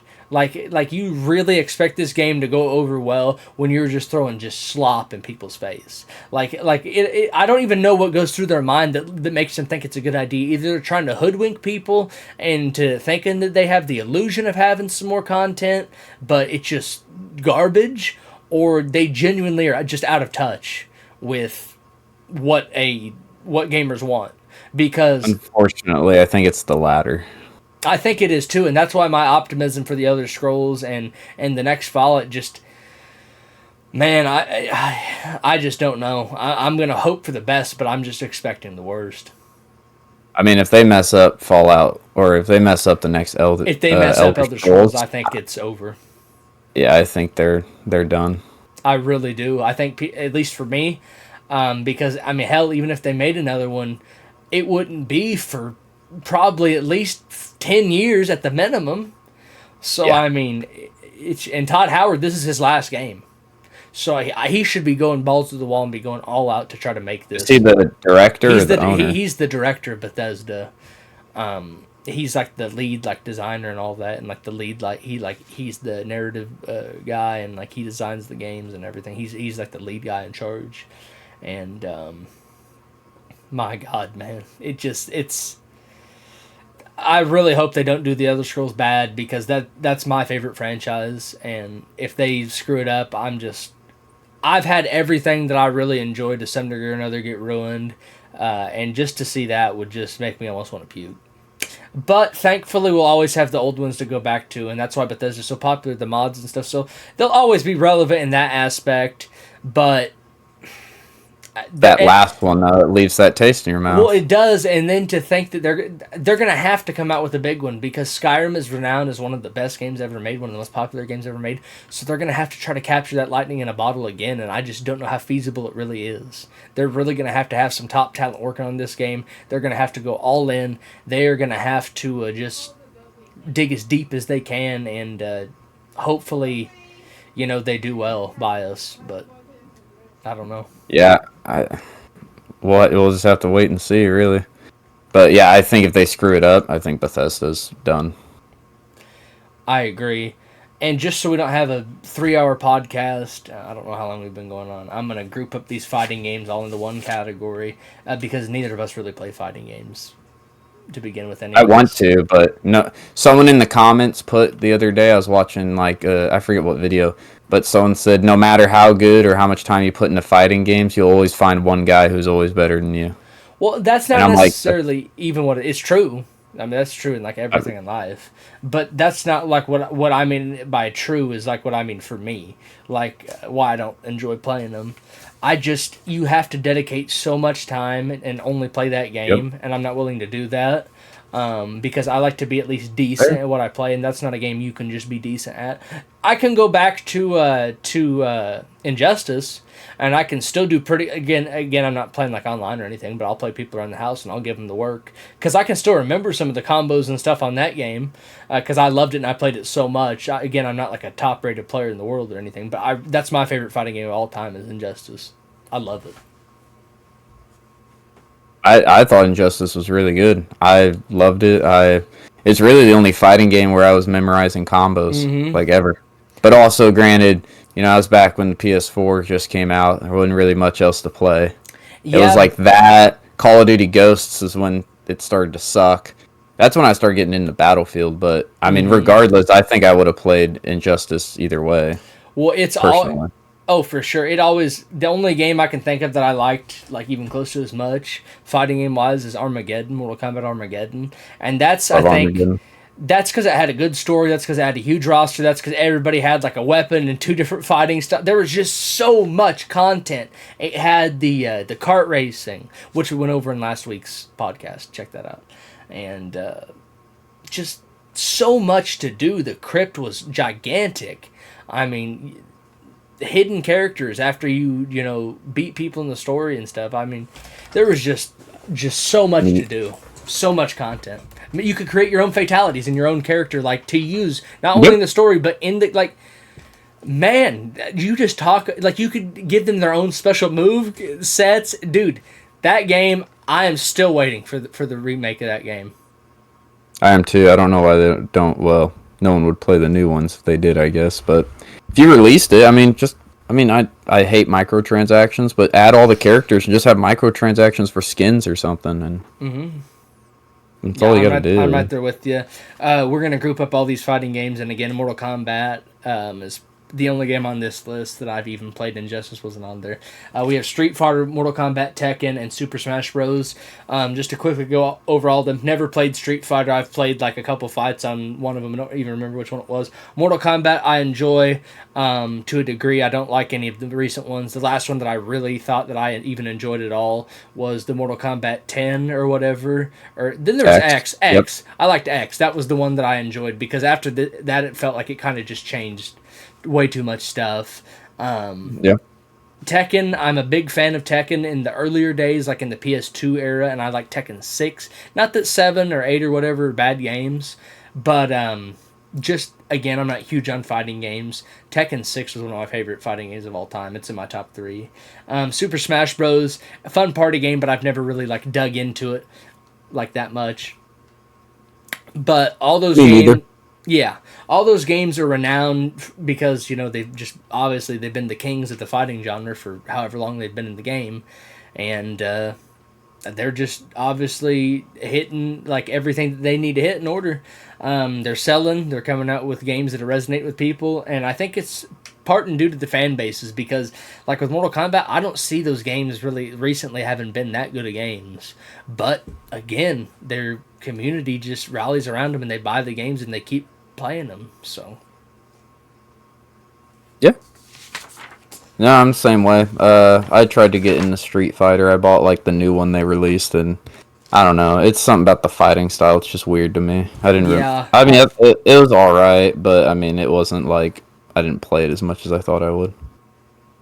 all right. After that, we got some franchises that they're still kicking, they're still here, but they have definitely quieted down, a little bit in recent memory. Aside, I'd say from one, Monster Hunter. That's still pretty popular. Again, it's never been one of my favorite franchises, but I can appreciate what it's doing and how good it's doing. Metroid, I have played on and off. They really haven't had any big games come out. They've had some side scrollers, some Metroidvania, whatever the genre is called. They have their little Yep. games, and it's they're fun. I've just never really been one to like those side scrolling ish ones. I've always liked the first person Metroid games. It's the Metroid Prime series. I really liked that, and I've played and beat all those games. I think I've at least played them all. I know I beat 3. I know I beat one or two. One of those. I played them on the GameCube. I don't remember which one that I I beat. never really played the Metroid games. I liked them a lot, the first person ones, and apparently I think there's a new one getting ready to come out. I don't know why they don't remake the older ones. I think they'd go over pretty well. Actually, maybe they don't remake it because maybe it's not meant to be running on the Switch that well. Maybe they'll do a remake on the 2 Oh, because the Switch 2 is supposed to have a lot better capabilities and oh power and yeah. all that. So fingers crossed for that. Maybe. We have Kirby. Again, I played a lot of it on the Game Boy when I was younger, but I haven't played it in recent memory at all. I love Kirby. I think it's really fun.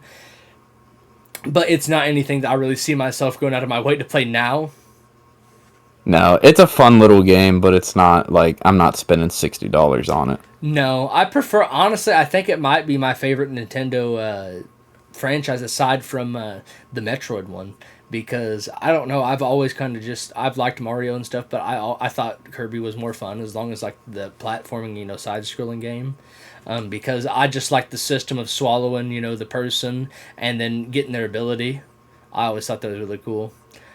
Yeah, Um, because yeah, I mean, you could literally you pretty much were changing your class like throughout the just Yeah, it game. was like Mario, but on steroids. It wasn't just a couple items. There was like every single person that has something different you can use and experiment, and that was the cool thing about that game to me. Then there's The Sims. Again, The Sims has a strong player base. I don't think it has a ginormous player base, but there's people with the mods. There's the DLCs and stuff that come out. People that love it love The Sims. I know all my sisters they literally have laptops so they can play The Sims. I don't know why they love it so much, but they do. It's like a game they all like Yeah. playing and showing each other their little houses and their families and all that stuff that they got going on. They're big fans of that game. My aunt likes that game a lot. She's always liked it. She's liked it since like the first one came out. Sims is But awesome. yeah, The Sims is It's cool, fun. and I enjoyed playing it even on my PlayStation. I played it for a little bit, but to Mhm. me, I kind of just get bored of those games after I've done just Yeah, like a family or two. It's just like kind of like, but I that's think just there's a trophy or an achievement to like I think have like 20 like 10 or 20 generations of Jesus family, and Christ. I'm like that is so much time put into I it. mean, if you like the game, I can understand it, but like it's just something for me. If I ever did get on, I would just play it just for a little bit, and I like to Oh get like a yeah. family going, and then I kind of just get bored of it. Like after I get a wife and kid, and the kid grows up like a little bit, it's just like okay, well, I don't want to just keep playing. And But you can that's do the me. job. Yeah. Yeah, No, I'm the same way. yeah, and okay, and now we got the shooters. I'm not gonna go super into detail on all of these. We have Halo. We talked about that. previous episode. Halo's great. It's been a generational type game, but it has fallen off so freaking hard here within like the last like 5 or so years. It was up at the top. It was up at the top from one, I would say, until after Reach, and then it's just kind of slowly like falling down. I think Halo 4 was when people started to have problems with it, and then I think 5 happened, and 4 they was hated Reach. 5. Oh, I thought Reach and 4 were something different. I thought Reach was 4. Maybe I'm just stupid. I thought Reach was 4. Oh, But I don't know. I didn't really play Halo, so I have no idea. I liked it. It was always kind of like a Resistance. Well, I thought they were kind of like the same, because sci-fi based, alien-ish enemies. Resistance might have been a little darker. Halo's fun. I loved 3. That's always going to be one of my most nostalgic, one of my favorite games I can remember. I got that in Fable 2 along with my Xbox. So those games are always going to hold, a big place in my heart, especially Halo 3. I mean, I played the online a little bit. I played the Forge mode a lot. I just thought I loved the campaign. I thought it was really cool. And I'm not like the biggest Halo fan at all, but I mean it's a good franchise that's still there, but it is not near where it used to be. No. But they're still there. There's Battlefield. We talked about that. It's a good franchise. It's been around for a while. It has the power now, if they really want to. This is their best opportunity to seize control and take over Call of Duty. Will it happen? To be determined. My vote is no, but this is their best chance. Yeah, I want to believe in them. I do. But the problem is they're fighting a war with someone who literally their players, well, until recently actually, I mean they were pretty much like COD does no wrong. And like I said, until recently now I think if Battlefield made it that way, I think they could probably do some damage. At least force COD to. I don't think they'd kill COD. I mean, they might, but I mean, Call of Duty would have to change literally nothing and release another game just like they did this past year. And I mean, I wouldn't put it past them. But I mean, that's what they do every year. They just fix one or two things and then just shovel you the same crap, and then use reskin maps from all the previous games, bring back weapons from the previous games, add one or two new things, and then all the little I don't want to refer to the whole player base as numbskulls, but I mean, honest to God, that's pretty much what it is. They can call me what they want. I'm going to call them what I want. They're numbskulls. I mean, you can call me one because I play sports games, but at least in my defense for a sports game, there's new rosters, new people on new teams, and new legends. And the Call of Duty, it's literally just new maps that are almost unplayable. There's new weapons that are already predetermined if they're going to be meta or not before the game comes out, because it's always the same weapons being prevalent throughout the whole life cycle of the game now. And they just bring maps back from previous games, so you're just basically playing an over-glorified old COD with a couple new maps and no real changes to gameplay. So it's essentially it's like a sports game. You're buying the same game every single year with just a few tweaks here and there. So I mean, you're not wrong. There's that, and there is Counter-Strike, which I think I've played, I think I got on it and played it a handful of times, and mainly it was to buy the crates and see if I could get a knife. That's all I know about that. I'm not saying it's a bad game. I've just never really played it, so I'm not really going to I enjoyed it. I enjoyed it with friends. It looks fun. I mean, I played it. It's like Valorant, but without the ability, so I appreciate that. The only thing is, it's pretty toxic. It's a pretty toxic community, as you can imagine. But, I mean, if you're fine with that, it's definitely worth a play. It's way more fun with friends, but... Oh, yeah, it's the same with, almost any shooting game, but what makes a real shooting game a great shooting game, I think, is the capability of playing it by yourself and having fun, which is something the old CODs and, Battlefield to a degree used to pride themselves on. I would load up, and I feel like I would play COD by myself almost more times in the past than I did with friends, because I was always a zombies player first and foremost, so that's how I was playing most of the time. So when I was playing multiplayer, I would play with you or I'd play with whoever else for a little bit, but I was just mainly a zombies guy, just being the party, just talking to you guys as I was playing zombies. Yeah, so. I mean... And that's kind of how it was split. Was you either really played zombies or you played multiplayer, and I was just more of a multiplayer just because that was back before zombies really had a story. Mm-hmm. So like it was just kind of redundant. I mean, it was fun, but after like a round where you get to, because that was back when it was pretty easy too. Back when you would have a round where you'd go to like 40, round 40, 45. It's just like I don't really want to put in another 2 hours of. Back then, I didn't care at all because we were just kids and Oh playing yeah, games, so it didn't bother me at all. Now I'm kind of in that mindset where like it's like unless it's like a Sunday when like Drayton's on and like maybe if you're on or somebody else and I'm doing an Easter egg, I don't even care to play zombies. But like if you could have all that set up into where people are gonna grind out the Easter egg, because I'd eventually at some point like to do all the Easter eggs, but I don't know how realistic that is. I've been chopping away a couple every year, but that's about it. 1 or 2 a year. and get Max on board. Max yeah. will join us. He's been wanting to do it too. Well, yeah, but he wouldn't be able to play with us unless he got a PlayStation 5. Maybe I'll buy a second one. Well, if you could get a PlayStation 5 for him, get him to play one, and then get him to get Black Ops 3, definitely. I would be down. And 4. We could do all the Easter eggs on those games.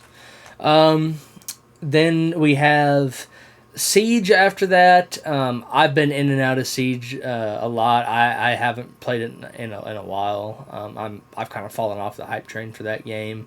We'll see what happens with the Siege 2 or whatever. I don't know the proper title. I'm just calling it Siege 2 because that's pretty much what it is. It's kind of the same camp like Apex is for me now, where they've added so many characters. I just don't really care because it's fun for a while. It's fun when they add new characters, but after the 30th new character gets added, it's like how much can we keep doing. It's like the focus is lost on the maps and the weapons, and it's always just more on who can counter who, and that's fun for like a couple years, but it just gets old to me after a while, which is where I would just prefer a completely new game from scratch at this point. I'm the same way. I mean, dude, because I get eventually maybe the character you started out with isn't going to be as good or whatever, but I feel like every character in a game like that should be viable. So if you're not going to be able to actually use that character, like there's always going to be characters that are more useful and less useful in games where you can choose characters. I mean, look at Marvel Rivals, look at like Overwatch, look at any game. But when you get to a certain place, like when you keep adding new stuff, you just make it to where certain characters are absolutely irrelevant. So, like, take Bandit, for example, in Siege, since we're talking about Siege. He's not useless because, like, he can Bandit trick, but, like, he's just not nearly as useful as, like, Cade, or I think there's another person who does electrical stuff. Frost throws their grenade. So, like, you don't even need the Bandit trick anymore because you can throw the Frost grenade and have it deactivate their stuff. Like what I'm saying? So They just made characters to replace old characters. That's what it is, and Yeah. that's kind of why I've fallen off that game. And not to mention they redesigned like the old maps like so many times. Like keep the old maps. If you want to make a separate map where it's that map redesigned on like some of the super popular maps, then go for it. But when you're taking the same map and making it a new map it's like, come on, like it's no better than what Call of Duty does. Like where they just bring back the same map time and time, like leave the best maps in the rotation. Maybe bring like have a fan vote and bring back a couple from the previous or season or from a previous one or whatever. But there's a better system that can be done, and people still like the game. Jinxie has a lot to do with the revival of that game, and now I think it's kind of teetering down again and dying again. He brought it back because that's why I went back and played it when he started being popular and blew up. Is when I went back to that game. But yeah, he revived and saved Siege, and now it's down again. But I mean, that's to be expected. Yeah, I mean, he had like a couple months where that was what everybody was on and playing again. So I mean, good for him. Kudos to him. And then finally, we have one of my favorite franchises of all time. Definitely my top 10, Doom. I love him. I don't know how much experience you have with the Doom franchise. I'm not the most hardcore fan ever, but I have played and beaten all the PlayStation titles. I love them tremendously. Doom Eternal is one of my favorite games that I've played in recent memory. I loved it. I wanted to get the platinum, but I didn't feel like doing the online trophies, which is why I'm so excited for the next upcoming Doom, where there's going to be no multiplayer. So that means no damn multiplayer trophies that I'm going to have to worry about. But I beat the game on the hardest difficulty. I did all that stuff, and then I was going to do the multiplayer stuff. I had a good majority of it down, but it just got so just tiring and wearing just trying to grind out those multiplayer trophies. So eventually I gave up. But Yeah, I'm excited for anything. Dark Ages.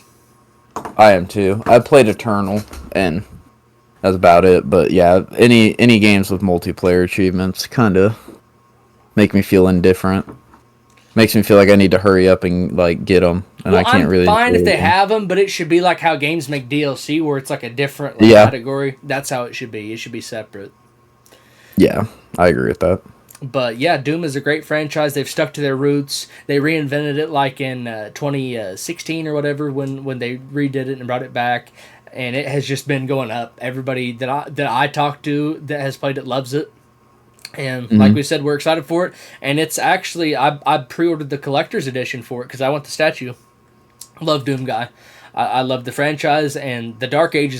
That's like one of my favorite, like, I guess it's not like a specific time period, but one of my favorite things is like fantasy and like, medieval and stuff like that. So that's just something I'm really excited for. Yeah. That's all I have to really say about that. Yeah, I'm saying. Okay, I have a list here of indie games, and the list only consists of one game. Actually, it consists of two. I don't know why I don't have it here on the list. Stardew Valley is the first one. It has stuck around, my God, for forever, it feels like. At this point, I don't know when exactly it came out, but it has been around. It's just as popular, if not more now than it ever has been. People consistently play it. People make mods for it. And it's just a game made by one dude. The dude was like he made music, and then he ended up making a game. And it has some of the best music I've ever heard in a video game. One of my favorite soundtracks. The simplicity of it's nothing crazy. Just a farm sim where you can get into relationships and where you can have some fights and do some mining. And again, it's just like the perfect balance. It's nothing over the top, nothing super sexualized with the relationships. It's just a nice family friendly, fun, enjoyable farm sim. And that's like all you can ask for. And I think that's like one of the, like, yeah, there's so many Easter eggs and hidden stuff, and there's just a lot of cool game like elements in it. But at the end of the day, it's just a simple thing with just a select number of things to do, and it does very, very well. And I No, love it. Stardew Valley is awesome. Yeah, I loved it. I did too, and I'd like to platinum it at some point, but it is just a brutal platinum, so I haven't got It's a around to it. grind. But at some point I want to. And I don't remember what the next game what Concerned Apes making. It's like a chocolate factory, a haunted chocolate factory or something like that. I haven't heard anything about that, but if that's true, Yeah, that's kind of I cool. mean, I'm gonna give him a chance. It sounds a little weird, but I mean, hell, Stardew Valley was kind of. I couldn't ever have envisioned myself playing a game like that. I mean, normally I would have all types of things to say about people playing those types of games just by looking at it, but I don't know. I was very pleasantly surprised. You wouldn't think somebody like me would ever play a game like that, but I'll play anything within reason as long as it's fun and like actually is worth playing. And then this wasn't on the list, but I'm going to go ahead and add to it. I don't know how much of an indie game it is, but I know it started out as one. And how can you not talk about Minecraft? Minecraft has stood the test of time. Ever since it came out in 2010, 2011. I mean, maybe it came out a little bit before. 2011 is when I remember it came out, whenever we played it for the first time. And it really hasn't missed a beat. If anything, it's gotten more popular over the years. And granted, it isn't as fun now for me personally because they've added so much stuff. But I mean, it's still fun. It's still an enjoyable experience. And one of the things I think for that game that really helps its longevity is obviously the sandbox style and the constant updates. But and then there's the realms and all that too. But there's also like the community like games. So it's kind of like Roblox. They have all the community stuff you can do now. And it just appeals to all audiences, children, adults, everything. And I feel like a game done like that, where you can capture both children and adults to want to play, then that's a real recipe for success, because that's pretty hard to do. But yeah, I mean that, Oh yeah, and it's just a fun game too. It's just a fun, simple game. You can turn on peaceful, you can turn on easy, and isn't that hard. But it gets annoying. The most annoying thing in that game, besides them changing stuff, to me, is when is the hunger meter. But aside from that, I mean, Yeah, I mean, I kind of like the hunger meter, but it does kind of get annoying after a while. Like on hard, it seems like it just drains. I mean, you can run and jump 2 times, and like 3 of your stakes out of the meter are gone. Like it's ridiculous. Like I get having to eat and stuff, but I feel like they could balance it a lot better.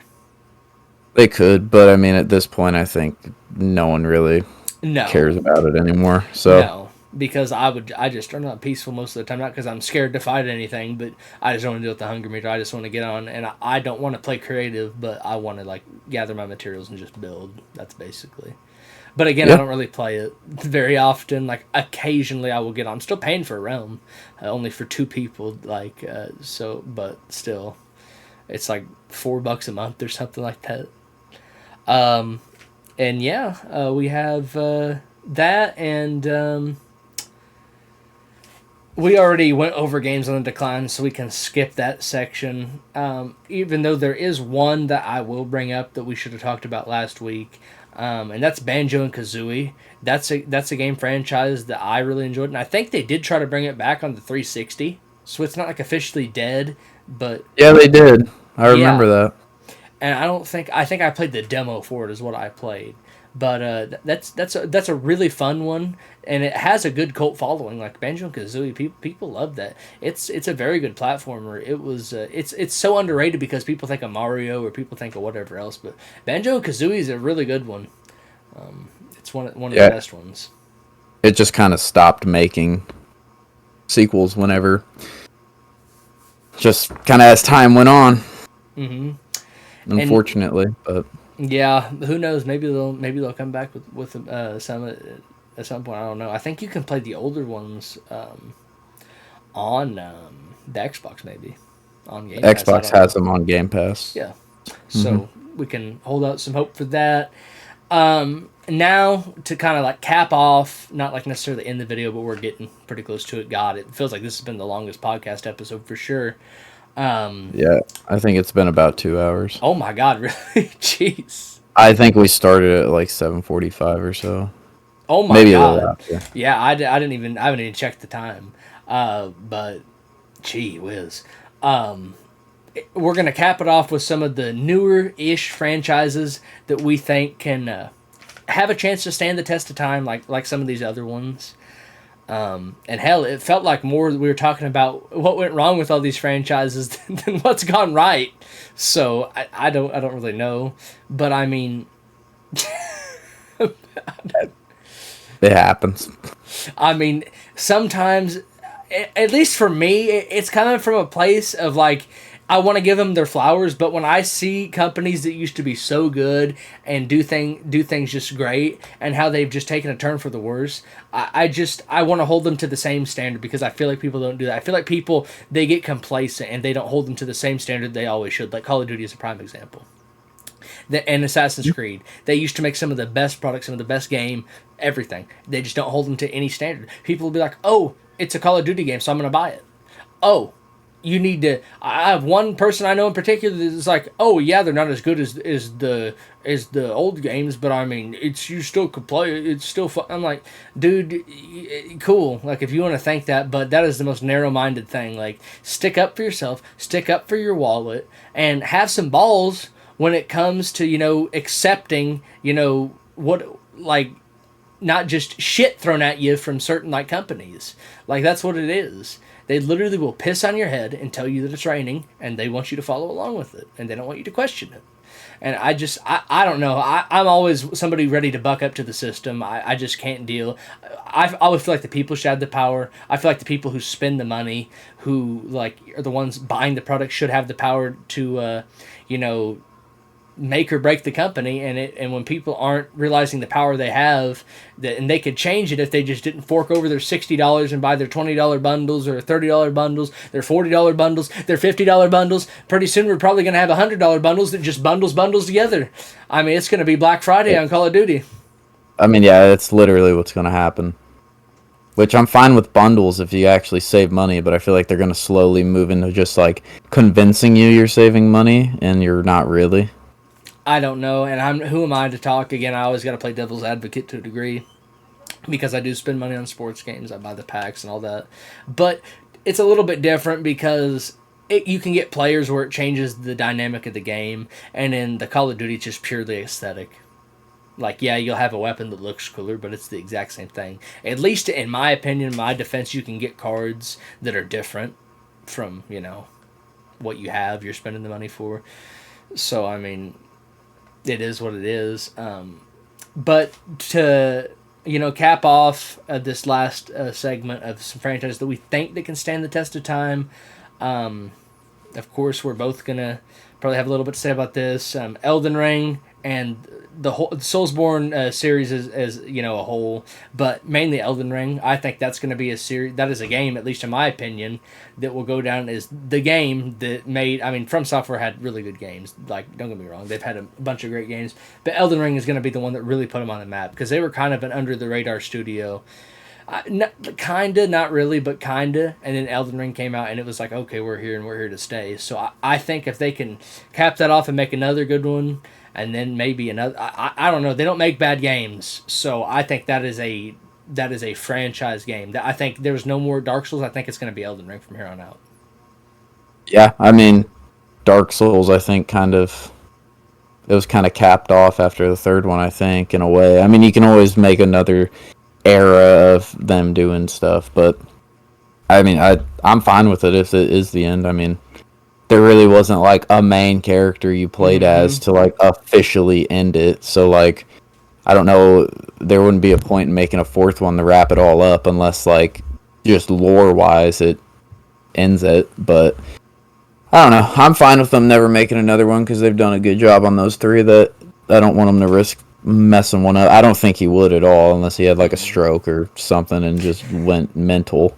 But I think Elden Ring's like the new one, which completely fine. I think it'd be cool if they did some DLC where you went back to some of the Dark Souls like levels or like areas and did stuff.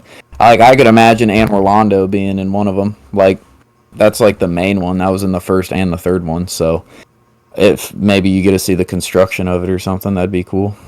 It would be. It definitely would be. I haven't really played any of the Souls. I played Demon Souls, but as far as the Dark Souls have gone, I've played all of them, but I've never gotten very far in any of them. Mainly just because they're like older, and I've always just tried to play the newer ones. I guess those are the ones that I always went for first instead of the older ones.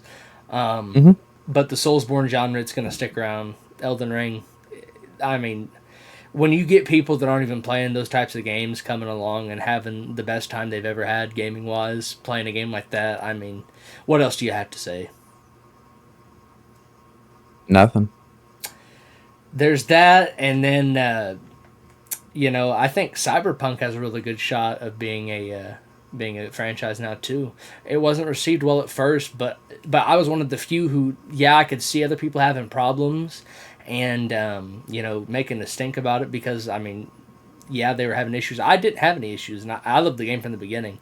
I'm not a huge GTA person, but I do really enjoy Cyberpunk. I thought they did everything that they could. Aside from releasing the game a little bit early, I think they've done everything they can right. They've come out with a really good DLC, which I've never played, but I've seen people play. I've seen people talk about it. Looks very good. They added a whole bunch of like gameplay mechanics and stuff for free, and like that update too. And it's just a good world. It has some good characters. It has a lot of fun things you can do. And one of the best things, at least in my opinion, about Cyberpunk is its replayability. You can go through and you can start off, as the nomad. You can start off in the business. I don't remember the titles of all of them. Or you can start off the street kid. And then or the corporate, the or corporate. whatever. That's it's the called. business one. Yeah, I've done the nomad, and then I've done the corporate one. I haven't done the street kid. Those are the two ones I've done, and I'd like to platinum the game at some point. I think it's very enjoyable, and it's just a game where you can do you could do a melee build if you want. You could do a certain weapon type build. You can design your character, have them be whatever you want. You can, do so many cool things, and there's so many fun side characters to interact with. The world's just it's a city, but it's like it's also like alive, like, and by alive I mean like it's not just some stale like Watchdog style game or like Saints Row game like where it just doesn't feel like that lively. Like, I don't know, Cyberpunk just feels a little bit higher up on my list with the realism, I guess, when it comes to that stuff. No, yeah, I'm the same way with Cyberpunk. I mean, I liked it, but it was one of those games I could never really get super into just because I just have kind of a short attention span for that. No, So, I understand. And like I said, it's not my favorite franchise of all time, but I enjoyed it, and I think it definitely has the capability of being a franchise that will stand the test of time. Not that it will, but I think it definitely could if they can come out with some more games that are, like that. Because you think of like the anime that went over really well. You think of how well received the game is now. It's had multiple times where it's been super popular. It just keeps kind of coming back and forth like into the spotlight. yeah, it does. Especially And after that update that added a bunch of stuff. That one really helped it. this will be the last game we talk about. You haven't played it, and this, I think it has the potential, but it's not some huge game like the other ones. It's the Octopath series. The first one went over well-ish. Then the second one came out. It was really popular, at least for like that style of game. And it kind of just takes what Final Fantasy did and their pixel games that they had back in the old day. It brings it into the modern day with some better graphics, still holding that art style, but better graphics and better gameplay, and just really expands on it. I mean, I think that that could be one of the next big like franchises, because like you can play it on Nintendo, you can play it on PlayStation, you can play it on Xbox, you can play it on PC, and it's accessible. It's adult-ish, but it's not to where kids couldn't play it, but it has adult themes in it. And I don't know, it's just something I really didn't expect to enjoy the second one. When people told me it was a good game, I was just itching for something to play, and they were like, "Oh, this game's good. This game's good. Go ahead and pick this up." And normally I do that with like these like anime-ish game. It's not like a super anime game, but I mean it is. And I fell in love with it.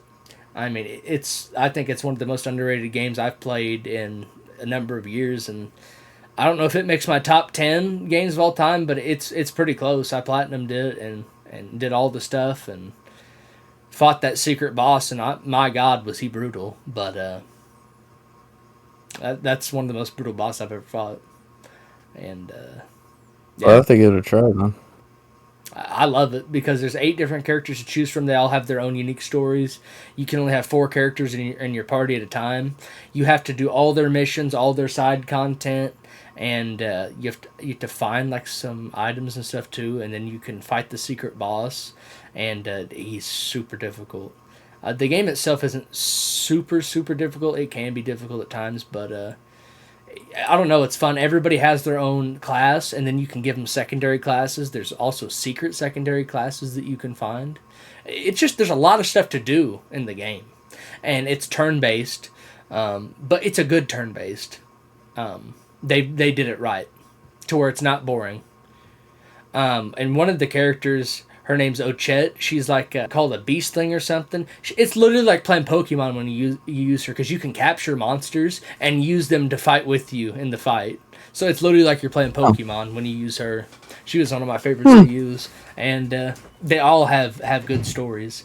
Aside from like one, it was just kind of okay, but I don't know. A lot of content, and no. Well, I'm finishing up my episode real quick. Yeah. No, you're good. I'm almost done though. We'll have to leave that in there. I mean, to be fair, I told him it'd be like an hour, and that was at like 7:45. True. Well, I guess that does it for this episode. We went on long enough, and unless you have anything to add. No, I think it's a good episode. I think I had an idea for the next episode based on the theme we've been going on, but I forgot about it because I thought I'd remember it. Now I don't. Well, hopefully it comes back to you. Yeah. But I'll pitch it. anyways, yeah, hopefully. Thank you guys for watching. Don't forget to hit that subscribe button if you did enjoy. Take your fist, make an axe handle, and smash the subscribe button, please, and thank you. And we will see you on next week's episode. Thank you, guys. Peace out. See ya.